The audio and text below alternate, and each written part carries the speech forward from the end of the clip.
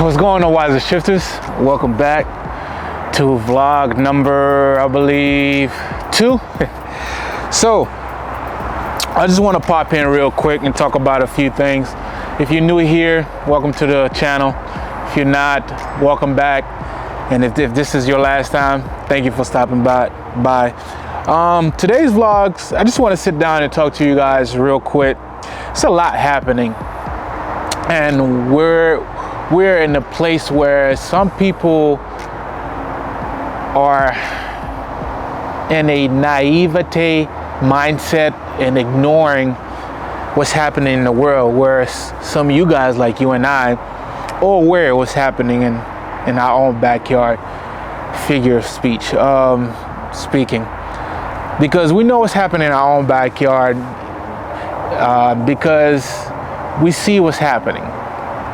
And just want to sit down and just talk to you guys about a few things that I'm noticing, and hopefully I can provide some solution, and hopefully we're able to vent about what we talk about today in the comment below. So very first thing is, as you can see, I'm on practice acres where I practice my preps and test the tools that I acquire, because I don't want to wait when calamity strikes for me to start actually using some of the stuff. Like, some people just store food away, some people build a bug out bag, but they don't go rucking and hiking and see if they can carry that bag for X amount of miles or a duration of time. But that's besides the point. You need somewhere to practice, and please practice your prep. So today I want to harvest this sugar cane we've been growing, and while I harvest this sugar cane, just want to briefly talk to you guys about a few things. And very first thing on the docket is that natural disasters. A lot of people join the prepper community, and their first instinct is to start hoarder food, which I get it. You want to be prepared, because fear have driven you to that state of mind, or possibly you are awakening, you see what's happening, and you want to make sure that you're ready, and you want to protect your family. I get it. But if you're new to this walk and you're new to this lifestyle, I say slow down. It's not a sprint, it's a marathon. And a lot of people don't understand that. Some people go into debt, which I want to briefly talk about, because fear have driven a lot of people into debt, because they're scared that if calamity strike, they're not going to make it, or they won't have what they need. Let me just say this. It's never too late. And right now, if you're watching this video, it's not too late. Unless you're watching this playback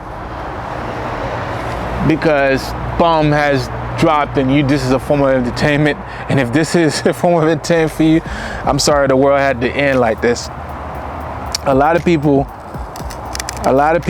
look at the world to a different lens, and one of it is fear have driven a lot of people into debt, buying different things. And I'm here to tell you, don't let fear drive you into debt, and don't go into debt because you fear of what might happen. Keyword might happen.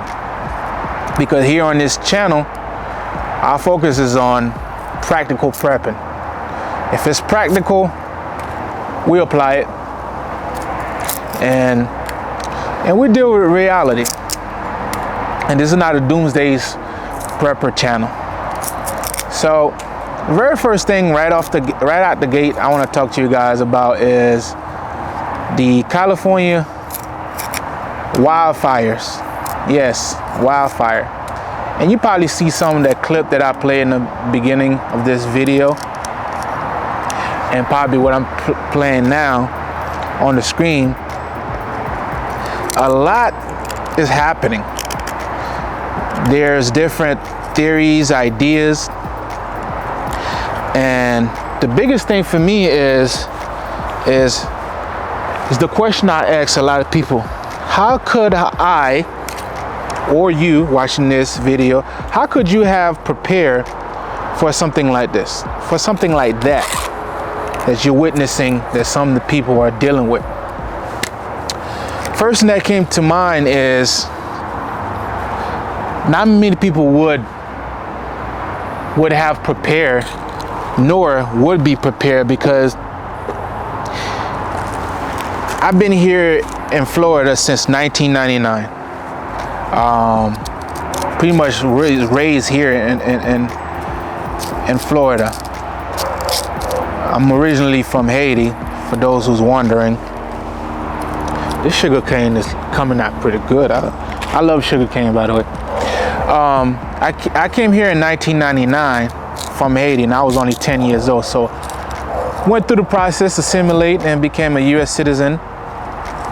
And the reason I'm sharing this is because just to show you that I'm not just someone who's just speaking without no foundation into what I observed. When I got here, 10 years in Haiti and the rest of my life here in the States, Florida. Of course, I travel outside too, but one thing I noticed that Florida is prone to hurricane, and I'm no stranger to a hurricane. But the thing is that people here in Florida don't even prepare for hurricane. So question would be, how could someone prepare for something that sometime could be, how can I say it, the unknown? The depth of the unknown is deep, because I watch people who live in a state where you're gonna have hurricane every year during hurricane season. They don't prepare. So my question to you, and also to myself, is that how could someone prepare for wildfire like that we are witnessing, that's happening in California right now? And that's a tough question to ask, because people who know what's happening in their own backyard don't even prepare themselves. So imagine someone who doesn't know what's going to happen, and not familiar with things like that. And I know some will say, well, California in their area, based on report, shown that they had a low amount of rainfall, and not only that, their governor misplaced some funds and didn't really properly clear some of the brushes, and the fire department didn't have the manpower nor sufficient resources to really combat the fire. And even inmates who are paid to fight wildfire in California, that's a whole different story. But at the end of the day, what I'm getting at is that combating and preparing for something like that, it's tough to do. It's tough to do. But some sort of level of preparedness is key for a situation like that. And how could you prepare for something like that? Well, knowing that calamity are inevitable, just like change. So just preparing for the sheer of emergency is key, because having an emergency plan in place, that's key. Even having your bug out bag ready at all time, and also updating it throughout the year in different seasons, that's key. Understanding if there's, keeping the information relevant being updated and knowing what's happening. Those are the things that really could have helped a lot of people. Now, this is after the fact, so I hope that some people are aware and also have learned from this, because some people went back to sleep after 2020, when this I like to call coffee 19 took place. A lot of people went back to sleep and they think that things gonna go back to normal, and I often ask people, what is normal? Because life is not at all. But anyway, how could someone have prepared? That's the real question. How could have someone prepared for something like that? And we're going to hear a lot of people blaming, the government. And I'm gonna briefly talk about this. The government and first responders, they're not gonna come help you when you really need it. Is it a fault to them? No, I wouldn't say that. It's a fault to you. You the one that's not actively making plans and also preparing for disasters. So when the disaster do strike, some people get left hanging and they have to deal with the situation on their own. And guess what? Not everybody prepared for a situation like that. So it's never too much when it comes to preparation. The key is to have a level of preparation. You may not be a prepper like myself or those who are watching this video, or you just stumble upon this video because of the trending topic or the hashtag to given situation, we're talking about the topic. But I hope you open your eyes, because as more disasters, as more things happen, I hope people open their eyes and take notes and see how could they have done things different.